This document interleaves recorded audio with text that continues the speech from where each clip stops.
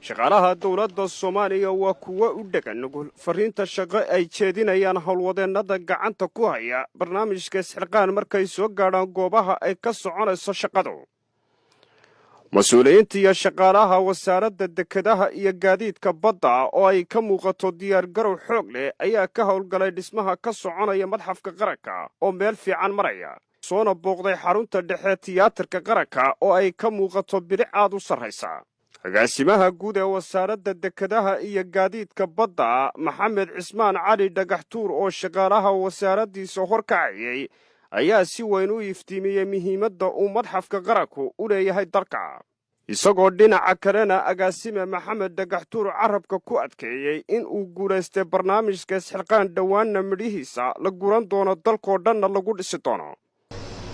wasaaradda dekedaha gaadiidka badda inaannu ka soo qayb galno dib u dhiska dalka Soomaaliyeed gaar ahaanna madxafka qaranka oo ah meel taariikh u leh shacbiga Soomaaliyeed oo ah halka lagu kaydiyo dokumentiga taariikhda dalka Soomaaliyeed hadday ahaan lahayd dib u dhiska dalka ama halgamayaashii soo maray dalka Soomaaliyeed ee na gaarsiiyey xorriyadda iyo aqoonta iyo cilmiga yacni natiijada iyo guusheedana in dadku wax qabsan karaan hore loo soo tijaabiyay hadda ma aha wax lagu tijaabinayo.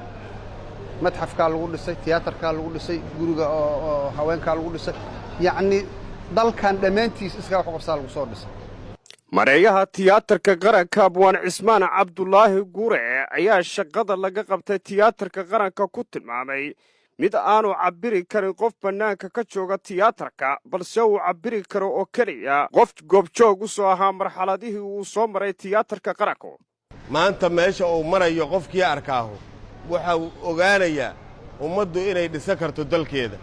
waxuu marayaa heer gebageba ah, waxuu marayaa haddii alla kuurooya heer daboolkii kore sidii loo saari lahay dhismihiisu socdo, intii kalena uu soo dhammaaday.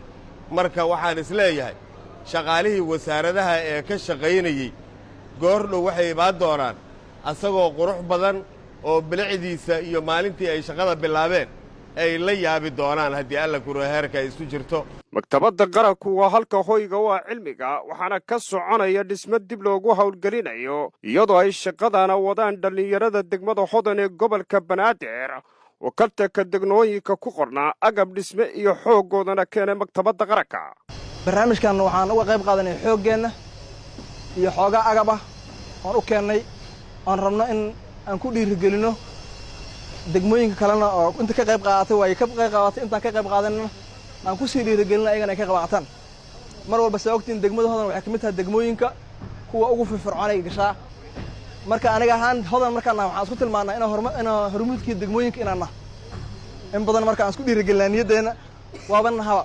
cabdirasaaq xaaji saleebaan, warbaahinta qaranka, magaalada muqdisho.